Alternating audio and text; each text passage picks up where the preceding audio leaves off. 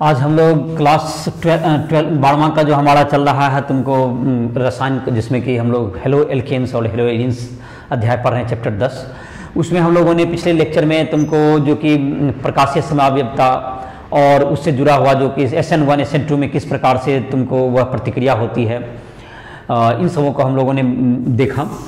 आज हम लोग उसके जो है तुमको एल्कील हैलाइड के जो अभिक्रियाएं पढ़ रहे हैं, जिसमें हम लोगों ने अभी तक न्यूक्लियोफिलिक नाभिक रागी प्रतिस्थापन प्रतिक्रिया के बारे में पढ़ा डिटेल में, और आज हम लोग पढ़ेंगे विलोपन अभिक्रिया। तो प्रतिस्थापन पहला था, फिर तुमको विलोपन, और फिर तीसरा नंबर धातु से प्रतिक्रिया आज उसमें पढ़ेंगे। फिर एरिल हैलाइड के भी कुछ प्रतिक्रिया के बारे में इसमें हम लोग पढ़ाई करेंगे। तो विलोपन अभिक्रिया क्या हुआ, तुमको एल्कील हैलाइड जो होता है, जब तुमको एल्कोहलिक केच देते हैं, जैसे कि CH3 CH2 और यहाँ पर कोई हेलोजन दे दे X, और इसमें जैसे कि एक एल्कोहलिक KOH कहते हैं इसको, एल्कोहलिक, जैसे एल्कोहल के उपस्थिति में KOH डालेंगे तो ये टूट नहीं पाता है ज़्यादातर, तो नहीं टूट पाएगा। तो ये जो इसकी प्रवृत्ति होती है, ये प्रतिस्थापन के बजाय अगर एक्वस KOH दे देंगे तो ये प्रतिस्थापन करके यहाँ पर X को हटा के OH आ जाता है। लेकिन इसमें अगर होगा तो ये तुमको विलोपन करेगा, और इसका जो तुमको होगा इसमें पहले ये जो है तुमको X माइनस यहाँ से रिलीज हो जाता है, ये तुमको इस ढंग से क्या हो जाएगा CH3 CH2 यहाँ पर, और ये तुमको यहाँ पर H दिखा दो, ये रिमूव होगा अगला स्टेप में, ये H प्लस हो गया यहाँ पर, ये तुमको कार्बोकेटाइन बन जाएगा। और ये जो H है तुम्हारा यहाँ पर, ये जो तुमको इलेक्ट्रॉन है यहाँ चला जाएगा, तो H प्लस यहाँ से क्या हो जाएगा, रिलीज हो जाएगा। और ये तुमको क्या डबल बॉन्ड प्लस क्या होगा, यहाँ पर टूट के X माइनस बच गया। यहाँ पर तुमको एल्कोहलिक केच के परिस्थिति में क्या हो गया, ये प्लस X माइनस रिलीज हो गया।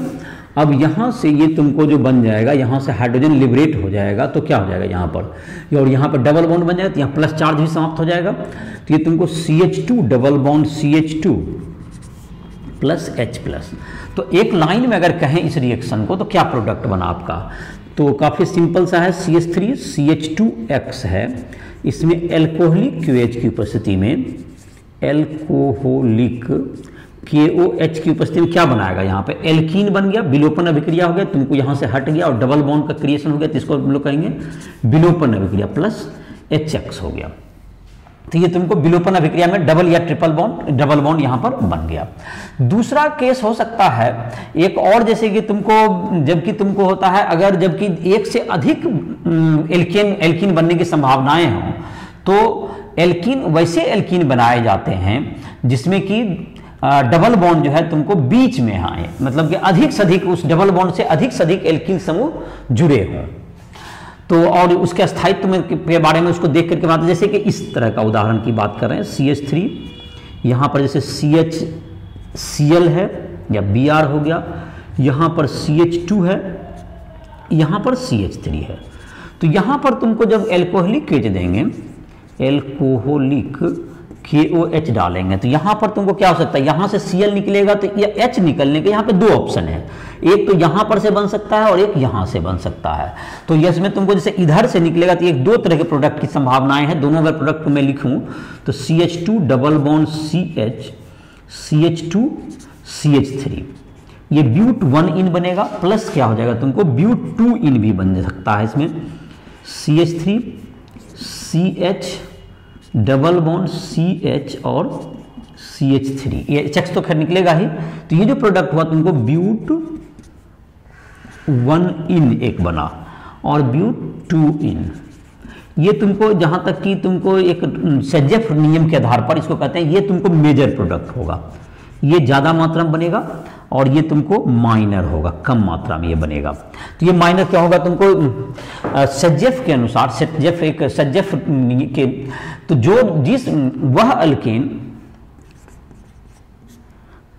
एल्केन जिसमें वह एल्कीन जिसमें डबल बॉन्ड के परितः अधिक एल्कील समूह हों, डबल के परितः अधिक एल्कील समूह हो,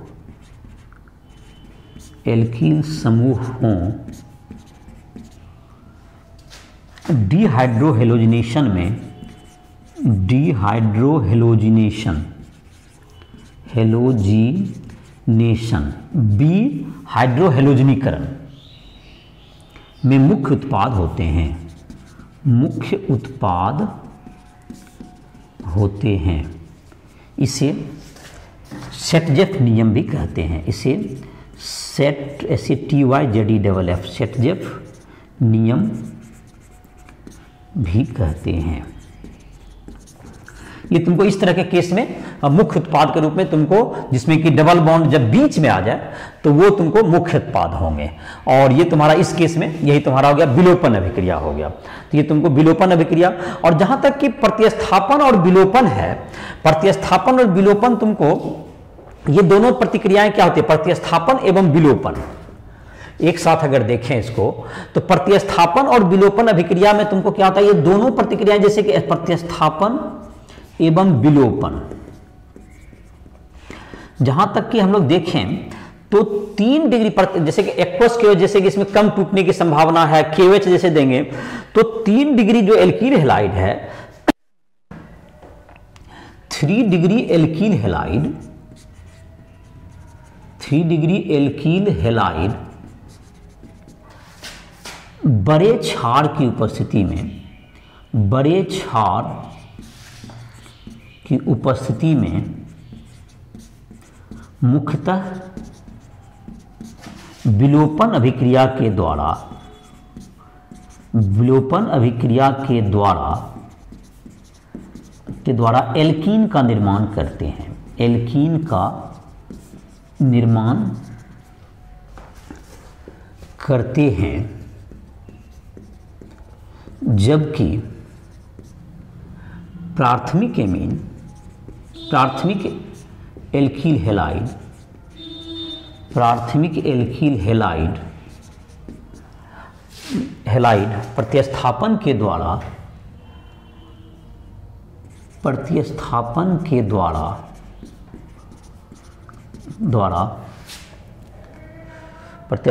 के द्वारा अल्कोहल का निर्माण करते हैं, अल्कोहल का निर्माण करते हैं। और 2 डिग्री जो है तुमको, जो द्वितीयक अल्कोहल हुआ वो तुमको जैसे कि ये तुमको हो गया CH3CHC, यहाँ भी CH3 दे दीजिए, इधर भी CH3 और यहाँ पर Cl दीजिए, tert butyl hydroxide, tert butyl oxide, butyl oxide है, ये बड़ा बेस हो गया। तो इसके उपस्थिति में ये तुमको जो है Cl यहाँ से निकल जाएगा, एक तरफ CH2 डबल बॉन्ड C और इधर की तरफ CH3 और इधर भी CH3 बन जाएगा, ये तुमको एल्कीन बन जाएगा। ये दूसरा हो सकता है तुमको, ये जब तुमको है, ये जो तुमको, लेकिन जब प्राइमरी एल्की हैलाइड होता CH3CH2Cl अगर होता ऐसा, तो ये जो तुमको जो है, और KOH जबकि एक्वस रहेगा, मतलब इसमें जो सॉल्वेंट अगर दीजिए छोटा बेस रहेगा, तो ये तुमको CH3CH2OH बनाने का कोशिश करेगा। बनिस्पत की प्रतिस्थापन के, एलिमिनेशन के बजाय ये प्रतिस्थापन की ओर जाएगा। तो ये दोनों जो है कंपटिटिव रिएक्शन होता है। तो ये तुम्हारा हो गया विलोपन, और तुमको एलिमिनेशन रिएक्शन का हो गया तुमको प्रोडक्ट। अब है तुमको अगला जो है तुमको जैसे दिया हुआ है तुमको धातु के साथ प्रतिक्रिया। तो एल्कील हैलाइड धातु के साथ जैसे प्रतिक्रिया करता है, इसमें 2 तरह की प्रतिक्रियाएं हैं, जिसमें कि तुमको एक, जैसे कि तुमको Mg के साथ जब वह प्रतिक्रिया करेगा तो एक विशेष प्रकार का Mg को जब ड्राई ईथर में, मैग्नीशियम को जब ड्राई ईथर की उपस्थिति में हम लोग प्रतिक्रिया कराते हैं तो एक विशेष प्रकार का उत्पाद बनाता है, जिसको हम लोग कहते हैं एक ग्रिग्नार्ड प्रतिकारक, जिसमें कि कार्बन और मैग्नीशियम का बंधन होता है। उसमें कार्बन और धातु का बंधन होता है, जिसे हम लोग ग्रिग्नार्ड प्रतिकारक के रूप में जानते हैं हम लोग, जिसको हम लोग कहेंगे ग्रिग्नार्ड प्रतिकारक। तो ग्रिग्नार्ड प्रतिकारक में क्या होगा, तुमको कार्बन और मैग्नीशियम का उसमें बंधन होगा, जिसको हम लोग ग्रिग्नार्ड प्रतिकारक के रूप में हम लोग उपयोग कर सकते हैं। ग्रिग्नार्ड प्रतिकारक से हम लोग कार्बन हेलोजन जो धातु का जो बंधन होता है वो काफ़ी क्रियाशील होता है, तो उससे हम लोग एल्केन वगैरह भी बना सकते हैं। एल्केन बनाने में भी ये काम आएगा। तो हम लोग अगला प्रतिक्रिया लिखते हैं धातु के साथ प्रतिक्रिया। धातु के साथ प्रतिक्रिया। और दूसरा होता है तुमको धातु के साथ, जबकि सोडियम के साथ जब प्रतिक्रिया कराएंगे ईथर की उपस्थिति में, तो वह तुमको सम संख्या वाले एल्केन का निर्माण करेगा, जिसको हम लोग कहेंगे ऊर्ज प्रतिक्रिया। तो धातु के साथ अभिक्रिया, धातु के साथ प्रतिक्रिया, इसमें ये नंबर दे दो, एल्कील हैलाइड, एल्कील हैलाइड Mg एवं शुष्क ईथर की उपस्थिति में, शुष्क ईथर की उपस्थिति में ग्रिग्नार्ड प्रतिकारक का निर्माण करते हैं। जैसे हो गया तुमको Rx प्लस Mg, तो इसको जबकि शुष्क ईथर दे दें यहाँ पर, शुष्क ईथर, तो ये बन जाएगा RMgX। ये कार्बन और हेलोजन का जो बंधन बन गया, कार्बन का मैग्नीशियम, कार्बन का ये एल्कील ग्रुप के साथ धातु का बंधन बन गया, तो ये तुमको प्रतिकारक का नाम होता है ग्रिग्नार्ड, ग्रिग्नार्ड प्रतिकारक, ग्रिग्नार्ड प्रतिकारक। ग्रिग्नार्ड साइंटिस्ट के नाम पर ही रखा गया है, जो पहली बार जिन्होंने कि इसको बनाया, इस तरह का यौगिक को बनाया। तो ये काफ़ी रिएक्टिव होते हैं। ग्रिग्नार्ड प्रतिकारक RMgX जैसे है। इसमें अगर वाटर डाल दें तो ये क्या होगा तुमको, ये जो यहाँ पर से है ये धातु, जो ये जो बंधन है तुमको आयनिक होता है, ये तुमको क्या हो जाएगा, तुमको ये काफ़ी आसानी से H+ जो है यहाँ पर तोड़ देगा। तो यहाँ पर क्या बंधन बन जाएगा, ये RH बन जाएगा, धातु पर प्लस होता है और यहाँ पर प्लस है, इस पर कुछ क्या हो गया माइनस है, तो जहाँ पर H+ यहाँ पे जाके जुट जाएगा, सामान्य तर्क है। प्लस Mg, एक तरफ OH का बंधन, Mg का 2 बंधन बनता है, प्लस X, ऐसा बंधन तुमको एक बन जाएगा। और ऐसा ही तुमको एल्कोहल के साथ भी कर सकते हो, जैसे RMgX है प्लस R-OH है, कोई भी एल्कोहल है सपोज दैट, तो ये भी एल्कोहल क्या करेगा, यहाँ पर RH दे देगा, यहाँ पर RH एल्केन बन जाएगा, प्लस MgOR और X इधर बन जाएगा। तो ये तुमको हो गया ग्रिग्नार्ड की प्रतिक्रिया। ग्रिग्नार्ड रिएक्शन क्या बनाएगा, R धातु के साथ, जबकि एल्किल हैलाइड जो है मैग्नीशियम के साथ ग्रिग्नार्ड प्रतिकारक बनाएगा। B number, alkyl halide, alkyl halide sodium धातु के साथ शुष्क ईथर की उपस्थिति में, शुष्क ईथर की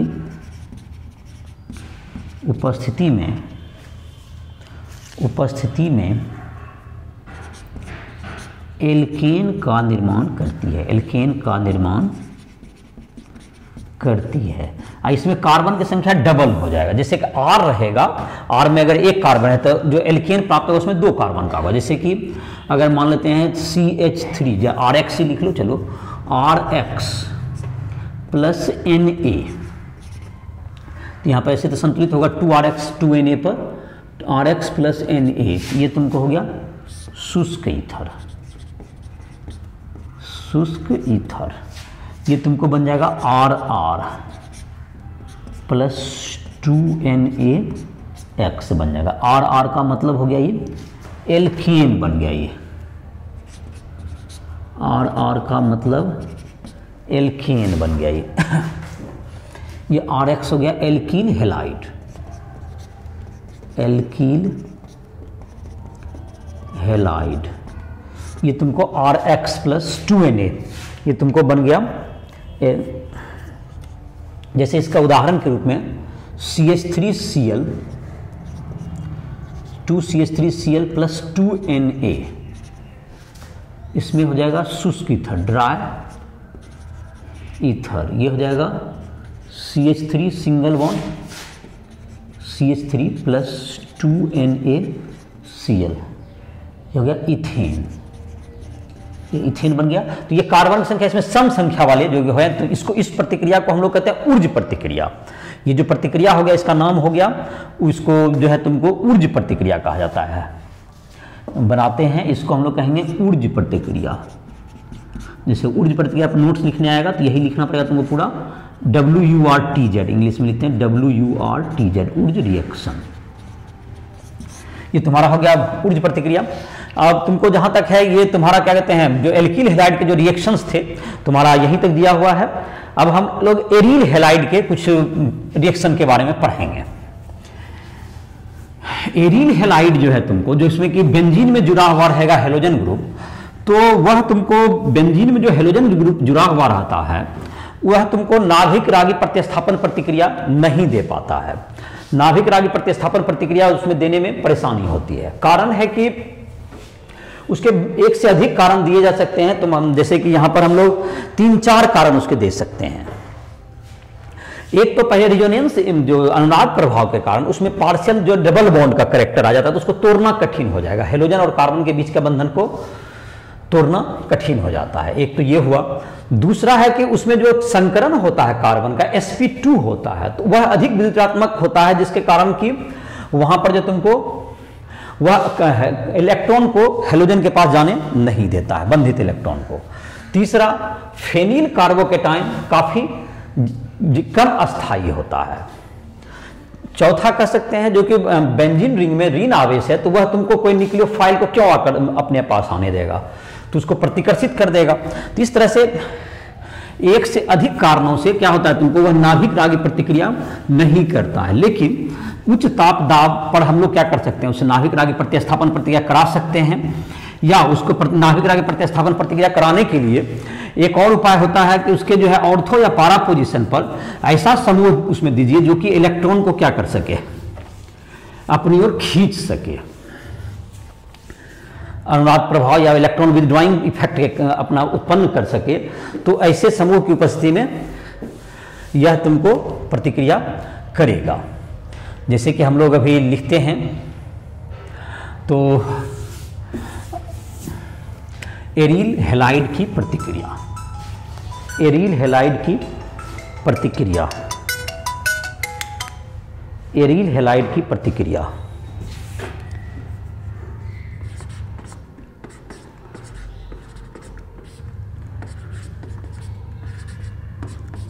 एरिल हैलाइड की प्रतिक्रिया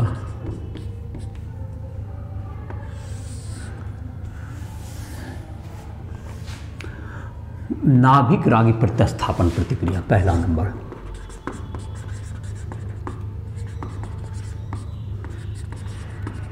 प्रतिस्थापन प्रतिक्रिया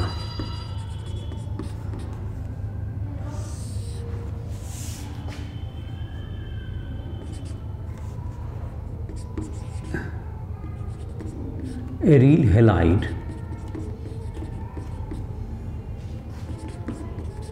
एल्कील हैलाइड की तुलना में, एल्कील हैलाइड की तुलना में कम नाभिक रागी प्रतिक्रिया, नाभिक रागी प्रतिक्रिया के प्रति उदासीन होता है। इसके कारण, जैसे कि इसके कारण दें तो 1 नंबर में दे सकते हैं। इसके कारण क्या क्या होंगे। पहला, तो इसमें जो कारण हम लोग देंगे, अनुनाद प्रभाव के कारण, अनुनाद प्रभाव के कारण CX आबंध में द्विआबंध का गुण आ जाता है, द्विआबंध का गुण आ जाता है, द्विआबंध का गुण आ जाता है। जैसे कि यहाँ पर देखो, अगर तुमको बेंजीन में अगर Cl दे दें तो ये किस प्रकार से अनुनाद प्रभाव करेगा, जैसे इसको हम लोग देख सकते हैं। बेंजीन में कोई भी हेलोजन दे दीजिए, तो हेलोजन के पास लोन पेयर होता है, उसके पास लोन पेयर होगा। तो वह जब लोन पेयर होगा तो यहाँ पर क्या होगा, इस लोन पेयर का जो इलेक्ट्रॉन है यहाँ पर इसको डोनेट कर देगा ये। तो ये जो तुमको क्या हो जाएगा, ये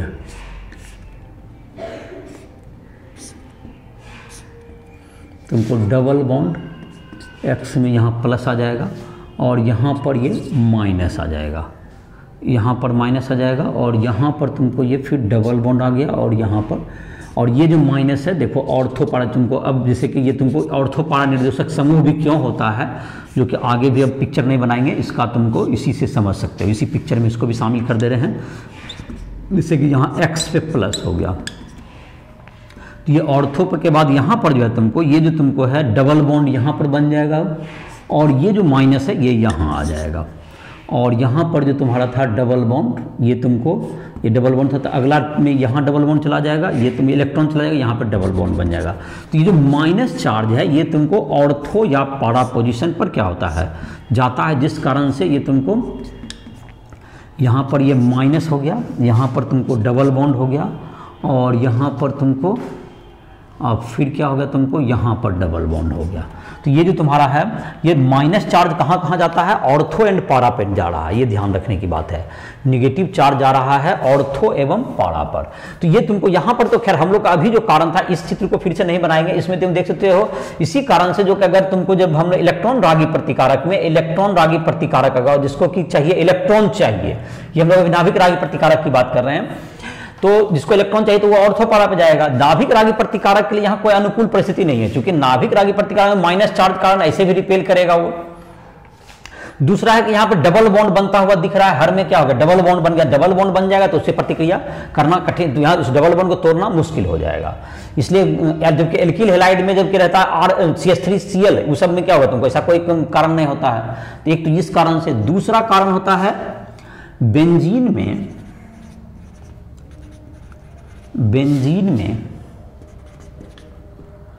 कार्बन का संकरण sp2 है,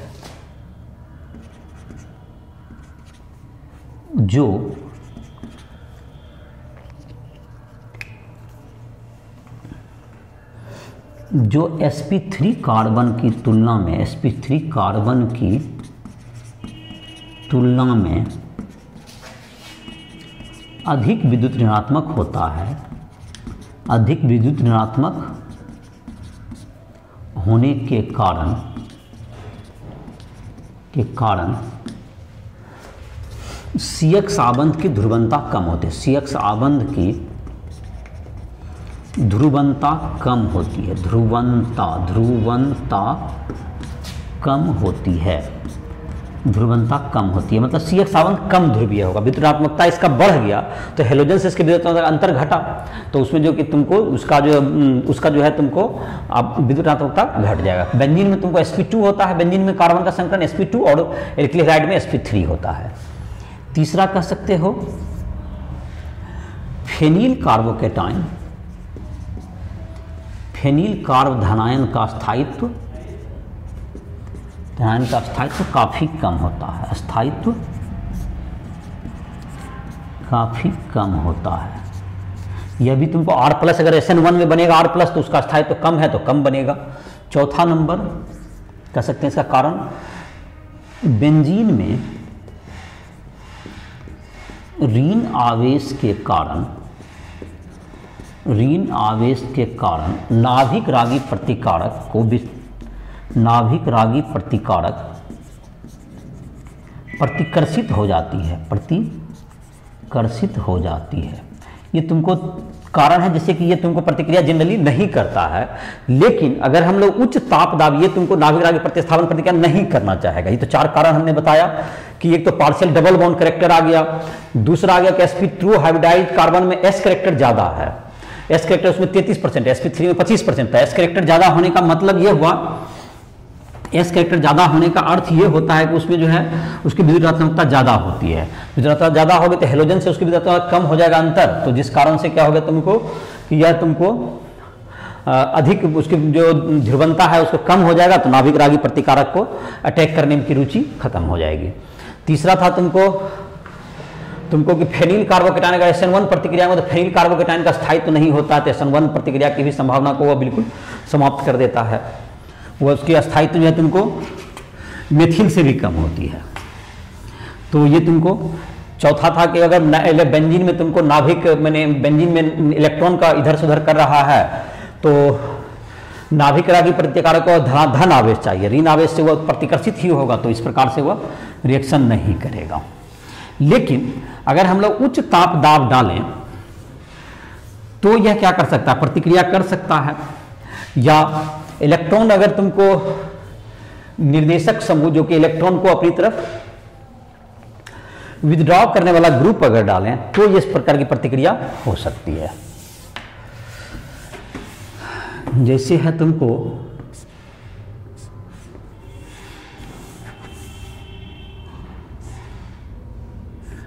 क्लोरोबेंजीन है, अगर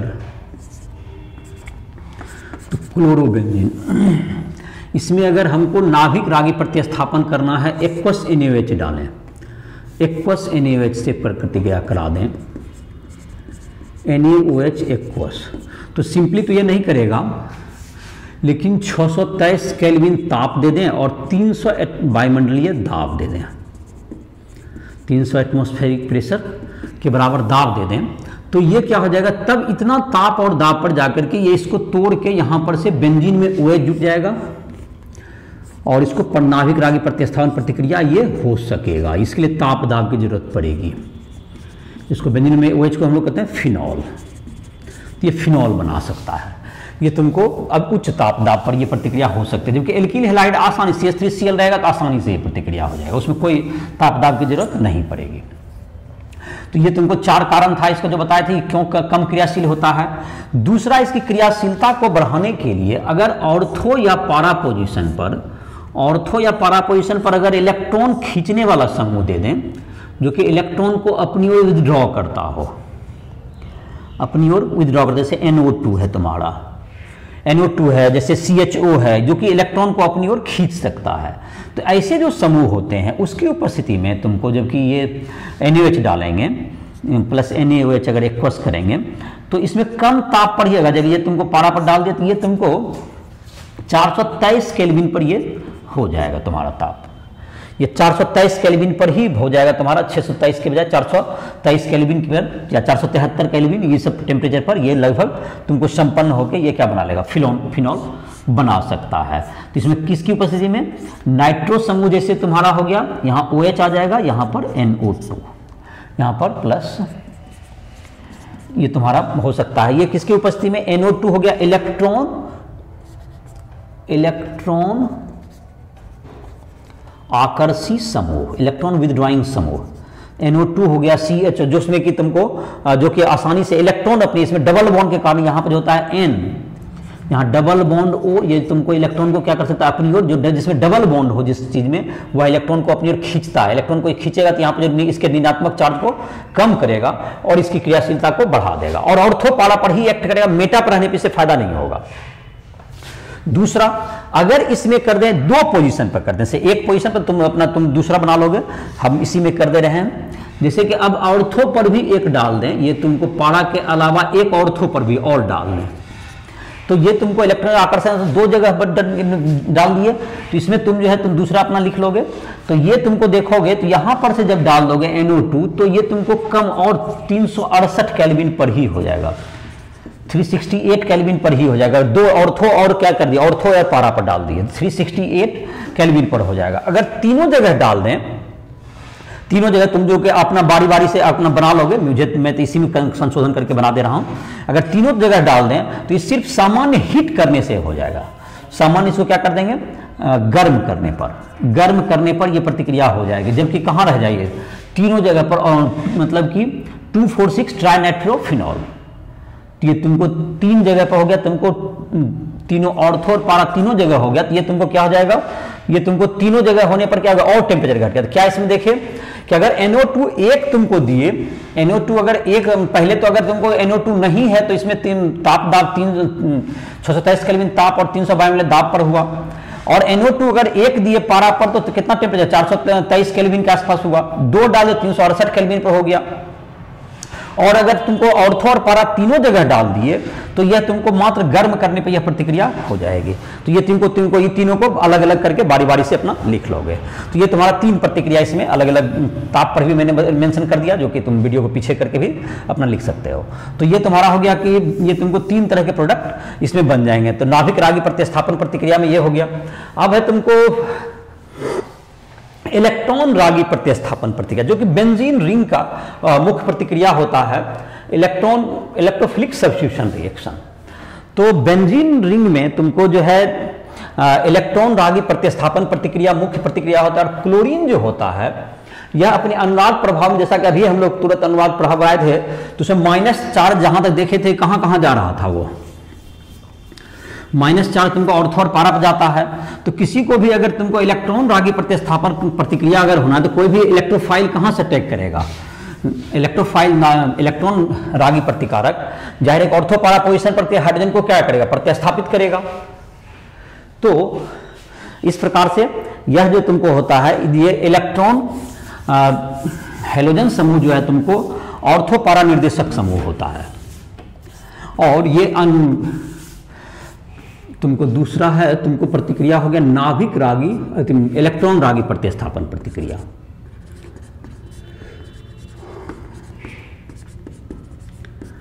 इलेक्ट्रॉन रागी प्रतिस्थापन प्रतिक्रिया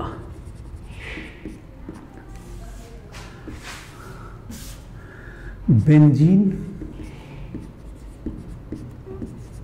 रिंग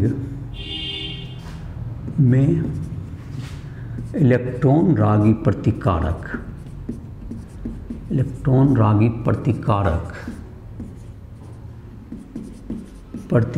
हाइड्रोजन को प्रतिस्थापित करता है। तो ये तो बेंजीन रिंग में हो गया। हेलोजन की उपस्थिति में हेलोजन की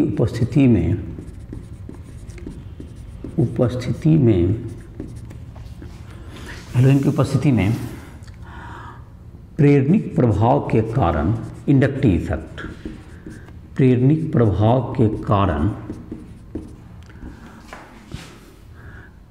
इलेक्ट्रॉन रागी प्रतिस्थापन प्रतिक्रिया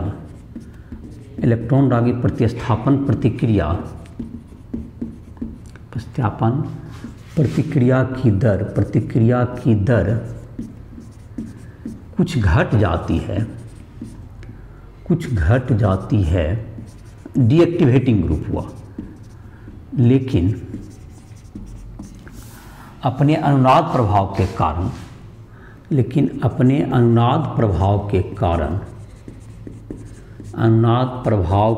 कारण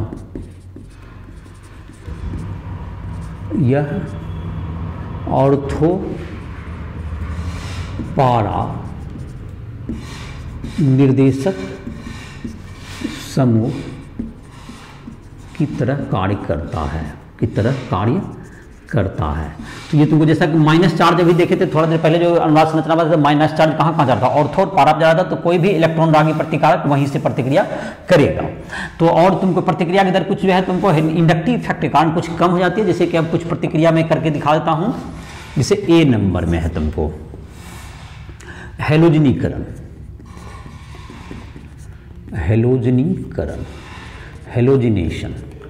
तो हेलोजिनेशन में जैसे है कि बेंजीन में कोई हेलोजन पहले से जुटा हुआ है, बेंजीन में मान लेते हैं कि ये क्लोरोबेंजीन है। तो ये जो तुमको यहाँ पे क्या होता है, इंडक्टिव प्रभाव में ये तुमको इलेक्ट्रॉन को अपनी ओर कुछ खींचता है। तो इलेक्ट्रॉन रागी प्रतिस्थापन, इलेक्ट्रॉन जिसको चाहिए तो उसके पर कुछ क्रियाशीलता घटेगी, लेकिन इलेक्ट्रॉन रागी इसके उपस्थिति में ये ऑर्थो और पारा आइसोमर ये बनाएगा। तो जैसे कि तुमको कोई भी हेलोजन डाल दो, मान लो Cl2 और डाल दो Fe की उपस्थिति में, तो ये तुमको कोई भी X2 डाल देंगे तो ये तुमको ऑर्थो पर चला जाएगा और साथ साथ ये पारा पर चला जाएगा। ये ऑर्थो पर आ जाएगा, ये ऑर्थो आइसोमर भी बनाएगा और साथ साथ ये पारा आइसोमर भी बनाता है। ये दोनों आइसोमर बनेगा, ये ऑर्थो पर भी चला जाएगा और ये पारा भी बनाएगा। ऑर्थो पारा मेटअप नहीं जाएगा। ये तुमको हेलोजनीकरण हो गया। दूसरा है तुमको बी नंबर कह सकते हैं नाइट्रीकरण, नाइट्रेशन, NITRATIO, नाइट्रेशन।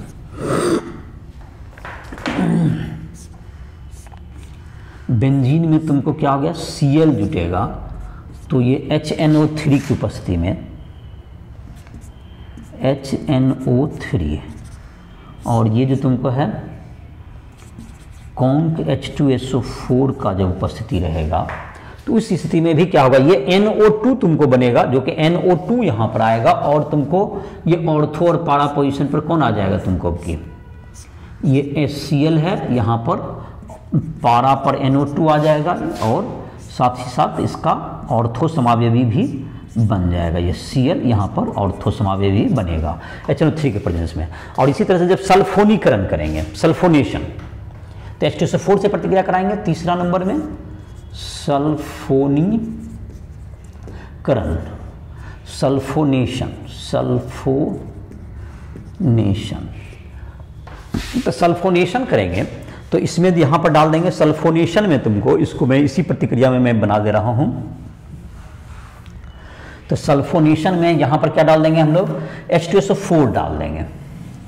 सल्फोनेशन में HNO3 के बजाय यहाँ पर H2SO4 डाल देंगे, तो इसमें तुमको NO2 की जगह SO3H आ जाएगा, बेंजीन सल्फोनिक एसिड इसका नाम होगा। नाइट्रोबेंजीन यहाँ पर था, नाइट्रो जैसा था, यहाँ SO3H डाल देंगे। कहाँ कहाँ, ऑर्थो और पारा पोजीशन से SO3H हो गया ये। अब तुमको है फ्रीडल क्राफ्ट, ये 3 प्रतिक्रिया होगा तुमको, इसमें तुमको ये तुमको 3, इसको मिटा देते हैं। अब है तुमको फ्रीडल क्राफ्ट प्रतिक्रिया। फ्रीडल क्राफ्ट प्रतिक्रिया में जब एल्किल हैलाइड हम लोग जोड़ते हैं बेंजीन हैलाइड के साथ, तो वह तुमको क्या करेगा, वहां पर जो कि एल्किल ग्रुप है हाइड्रोजन को ऑर्थो और पारा पोजीशन से क्या करेगा, प्रतिस्थापित कर देगा, जिसमें कि AlCl3 जो हेलोजन कैरियर होता है उसकी उपस्थिति में ये प्रतिक्रिया होती है, फ्रीडल क्राफ्ट प्रतिक्रिया। तो फ्रीडल क्राफ्ट प्रतिक्रिया में क्या हो जाएगा तुम्हारा, ये सब भी ऑर्थो पारा से ही जुटेगा। फ्रीडल क्राफ्ट में भी तुमको दो है, एक तो एसिटिलीकरण, एल्किलेशन है और एसिटिलीनीकरण, 2 तरह की प्रतिक्रिया होती है इसमें भी।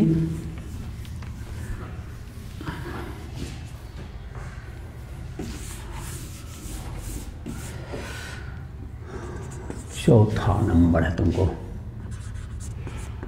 फ्रीडल क्राफ्ट प्रतिक्रिया। तो इसमें जैसे है तुमको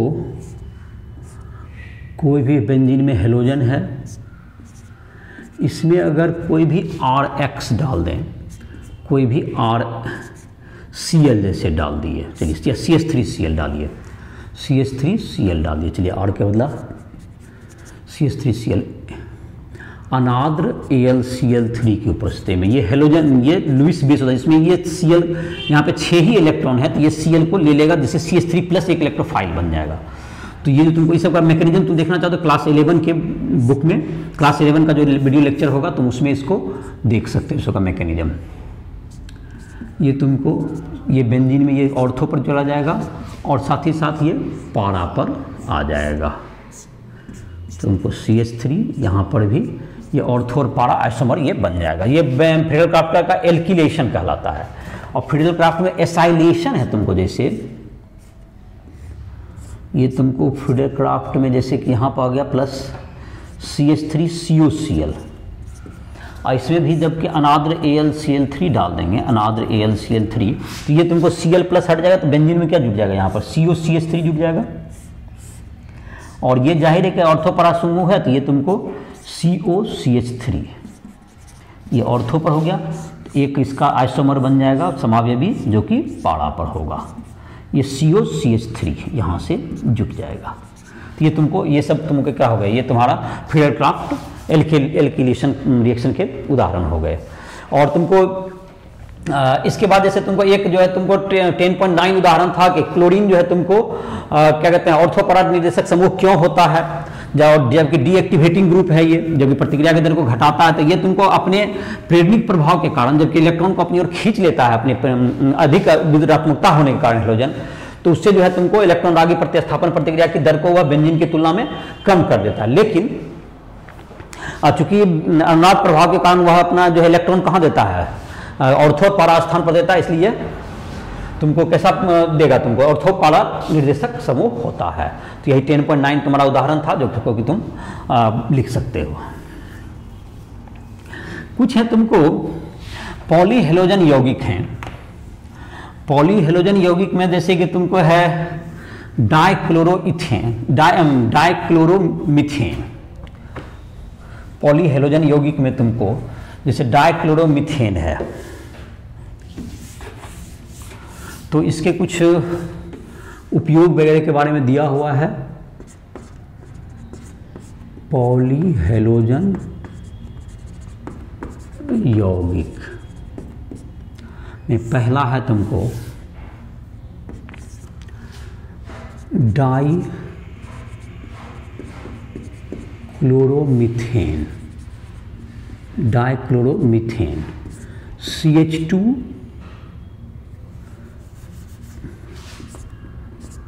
डाइक्लोरोमीथेन CH2Cl2 डाइक्लोरोमीथेन।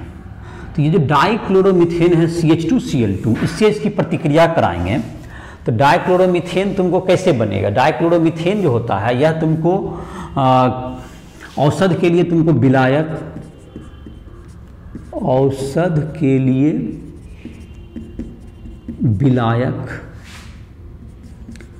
विलायक का काम करेगा। इसका काम है कॉमा, तुमको ये काम कर सकता है तुमको एरोसॉल का प्रणोदक, एरोसॉल जो कि तुमको जिससे कि एरोसॉल का प्रणोदक, मतलब उसको जो कि हम लोग बाहर छोड़ने के लिए प्रणोदक के रूप में, कॉमा तुमको पेंट, जो कि पेंट हम लोग लगाते हैं जैसे कि पेंट को छुड़ाने के लिए विलायक के लिए इसका उपयोग हो गया। ये तुमको इसका काम हो गया, इसमें यूज में लाते हैं। इससे हानि क्या क्या होता है, यह तुमको जो है हानि में जहाँ तक इसका रहता है डाइक्लोरोमीथेन, यह तुमको श्रवण एवं दृश्य की समस्या उत्पन्न कर सकता है। ये सुनने और देखने की समस्या उत्पन्न कर सकता है। ये तुमको जो है तुमको केंद्रीय तंत्रिका तंत्र को प्रभावित करता है। ये त्वचा में जलन करेगा, त्वचा में यह जलन उत्पन्न करेगा इसके संपर्क में रहने पर, त्वचा में जलन। आँख के कॉर्निया को हानि पहुंचाएगा, आँख के कॉर्निया को हानि ये पहुंचाता है तुमको। इससे तुमको क्या हो जाएगा, उल्टी वगैरह इसके मतलब कि आने का संभावना रहता है। ये तुमको केंद्रीय श्वसन तंत्र को, केंद्रीय तंत्रिका तंत्र को प्रभावित करता है, तंत्रिका तंत्र को प्रभावित करता है। तो ये तुमको इसके साइड इफेक्ट हो गए। तो इसका जो यूज हो गया तुमको, इसका यूज जैसे कि तुमको है औषधि के विलायक के रूप में होता है, इसको सावधानी से यूज करने की जरूरत है। दूसरा है तुमको क्या कहते हैं प्रणोदक का, जो कि तुम्हारा जो कि एरोसोल वगैरह को जो तुम किसी चीज़ से निकालते हैं, जो कि जैसे कि हम लोग दागते हैं, जैसे कि तुमको एरोसोल जो होता है तुमको जैसे हैंड कंडीशनर, हेयर कंडीशनर, ये सब जो निकलता है जैसे कि, तो उसके प्रणोदक के रूप में इसका प्रयोग हम लोग कर सकते हैं। तो ये तुम्हारा हो गया। दूसरा है तुमको दूसरा केमिकल जिसका नाम है क्लोरोफॉर्म। Chloroform CHCl3। क्लोरोफॉर्म तुमको बसा का, तुमको जो है बसा एवं औषध का, बसा एवं एल्केलॉइड का विलायक और तुमको क्या कहते हैं फ्रीऑन बनाने में, फ्रीऑन R22 के निर्माण में, जो कि रेफ्रिजरेंट का काम करता है, और तुमको दूसरा होता है इसका जो निश्चेतक, जिसको कि बेहोश करने के लिए निश्चेतक के रूप में, निश्चेतक के रूप में। अब इसका जो है तुमको साइड इफेक्ट के कारण इसका प्रयोग के बजाय निश्चेतक के रूप में, जो कि बेहोश करने, जैसे ऑपरेशन वगैरह के करने से पहले क्लोरोफॉर्म का उपयोग सुंघा करके उसको बेहोश किया जाता है, लेकिन इसके बजाय अब ईथर का प्रयोग ज़्यादा किया जाता है, जो कि इसमें कुछ दिक्कतें रहती है। एक तो होता है कि यह हवा के संपर्क में आने पर क्लोरोफॉर्म CHCl3 हवा के संपर्क में आने पर प्रकाश की उपस्थिति में COCl2 फॉस्जीन गैस बना लेता है। फॉस्जीन विषैला गैस बनाता है, विषैली गैस का निर्माण करती है, विषैली गैस का निर्माण करती है। तो इसलिए तुमको जो है इसको डार्क मतलब बोतल में रखा जाए, इसको डार्क बोतल में अंधेरे में रखा जाना है, और जिसको एक बार यूज कर लिए तो उसके बाद उसको फेंक दीजिए, नहीं तो क्या होगा ये तुमको और उसमें जगह बच जाएगा, तो उसको पूरा भर के बोतल में रखिए, और जहाँ थोड़ा सा खाली हो गया तो उसको रिमूव कर दीजिए। प्लस HCl, ये तुमको COCl2, यही है फॉस्जीन गैस, ये कार्बोनिल क्लोराइड भी कहते हैं फॉस्जीन गैस, ये विषैला गैस है, पॉइजनस गैस है ये। तो इसका ये बन जाएगा तुमको, इसलिए ये क्या करेगा, इसको अलग रखिए। इसके भी अपने जो है कहते हैं ये तुमको केंद्रीय जाहिर के तुमको जो बेहोश होता है, तो इसका मतलब इसका जो है तुमको इसमें काम करता है, तुमको ये काफ़ी मतलब बेहोश करने के काम आता है, तो केंद्रीय तंत्रिका तंत्र को तो प्रभावित करता ही है। तो इसके भी तुमको बहुत से साइड इफेक्ट होते हैं, इसलिए इसका भी यूज कम कर दिया गया है अब। तो ये रेफ्रिजरेंट फ्रियोन बनाने के काम आता है। तीसरा तुमको है आयोडोफॉर्म, CHI3। तो आयोडोफॉर्म यूज होता है तुमको एंटीसेप्टिक के रूप में, पुतिरोधी जिसको कहते हो, पुतिरोधी एंटीसेप्टिक जिसको कहते हैं, एंटीसेप्टिक। इसका गंध खराब होता है, इसलिए इसका यूज तुमको कम ही किया जाता है। पुतिरोधी हो गया तुमका, आयोडोफॉर्म का गंध खराब होता है। और विलायक तुमको विलायक के रूप में इसका उपयोग किया जाता है, यही तुम्हारा हो गया। और इसका भी तुमको, उसके बाद है तुमको, ये तुमको हो गया, इसके बाद है तुमको फ्रियोन है CF2Cl2।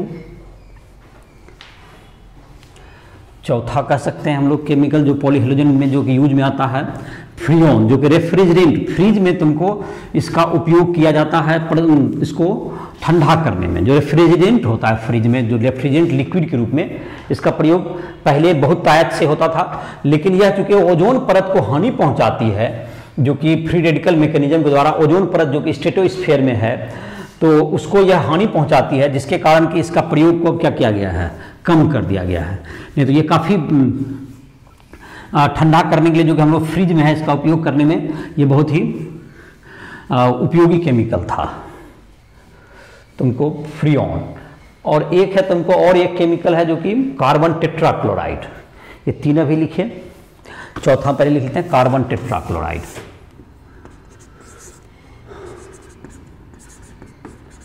कार्बन टेट्राक्लोराइड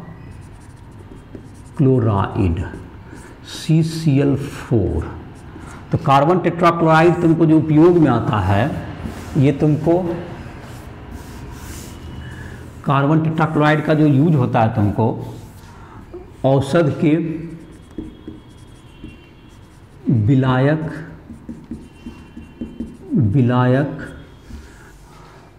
धातु को साफ करने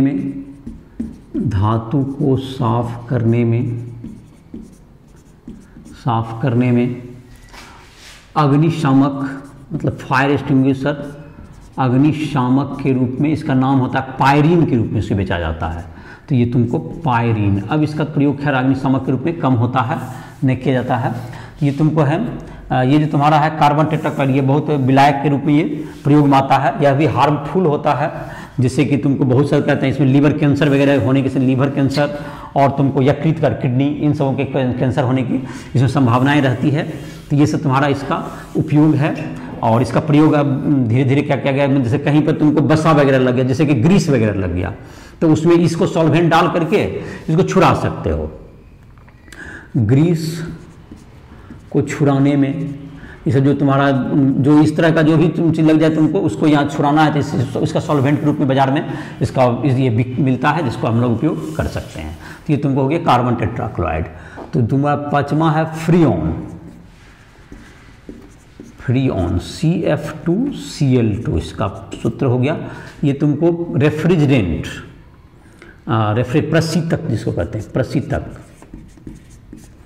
प्रशीतक में R12 ये तुमको हो गया, जो कि इसका ये तुमको CCl4 से भी बनता है, तुमको ये रेफ्रिजरेंट बनाने के भी काम आता है, प्रशीतक बनाने के भी काम में ये आता है तुमको रेफ्रिजरेंट। और इसका यूज भी जहाँ तक कि बोले कि अभी क्या कर दिया गया, इसका ये तुमको काफ़ी अस्थायी यौगिक होता है, ये तुमको जनरली प्रतिक्रिया नहीं करता है, लेकिन जाकर के इसलिए यह तुमको यहाँ किसी से प्रतिक्रिया नहीं करेगा, जाके ऊपर एटमॉस्फेयर के ऊपर पहुँच जाए, एटमॉस्फेयर के ऊपरी लेवल में पहुँच करके वहाँ पर ये ओजोन के साथ प्रतिक्रिया करके ओजोन का क्षय करता है, इसलिए इसका प्रयोग भी कम किया गया है। तो ये तुमको हो गया क्लोरोफ्लोरोकार्बन। तुम्हारा ये दूसरा है तुमको DDT का याद होगा तुमको, इसका DDT का फुल फॉर्म होता है तुमको, जैसे कि नाम से ही यहीं पर इसका पहले स्ट्रक्चर लिख देते हैं, तो ट्राइक्लोरोइथेन। तो इसमें 3 क्लोरीन, यहाँ 3 पर इथेन हो गया, और यहाँ पर दीजिए इस कार्बन पर दे दीजिए एक तो H दे दीजिए और एक बेंजीन दीजिए यहाँ पर,